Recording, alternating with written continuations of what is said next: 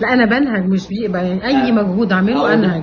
انهج نهجان غير عادي. ناحيه الشمال، ناحيه الشمال، ايدي الشمال، ايدك الشمال هتريحي ايدك الشمال على رجلك كده، على رجلك. خلي بالكم من العلاج ده، لانه حتى لو بنعالج حاله بنعالجها كده بيعالج. كل بعمله ان انا بعمل ايه؟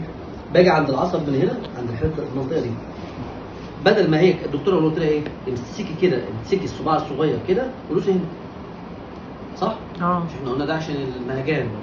لا انا اعمل ازاي؟ اعمل كده. بعمل ازاي؟ واحده، بعد كده لمسه واحده، لمسه واحده، واحده لمسه صغيره كده والتانيه بتضرب. طبعا انا لما بعملها الحاله الموضوع بيبقى صعب لان ايدي ممكن تكون ناشفه على الحاله، بس هي الفكره ده يعمل ايه بقى؟ ده بيعمل ايه؟ بيعمل ذبذبه مغناطيسيه عاليه جدا على الدراع، وبيخلي القلب يبدا يشتغل بكفاءه عاليه، في نفس الوقت بيخلي الرئه تبدا تستجيب بسرعه القلب. لو حد كان مغمى عليه، لو حد مغمى عليه، انا كنت لسه اقول لك مره شفت لو حد مغمى عليه تمسكه تعمل له كده، تدوس على الصباع ده جامد صغير ده جامد يمين او شمال، او ان انت تضربه هنا. انا شفت بقى بيضربوا في النص. اللي هو واحد كان في الطياره كده اغمى عليه قاعد يضربه في النص كده لحد ما فوقه، لان المسار ماشي هنا وهنا، ممكن اضرب هنا.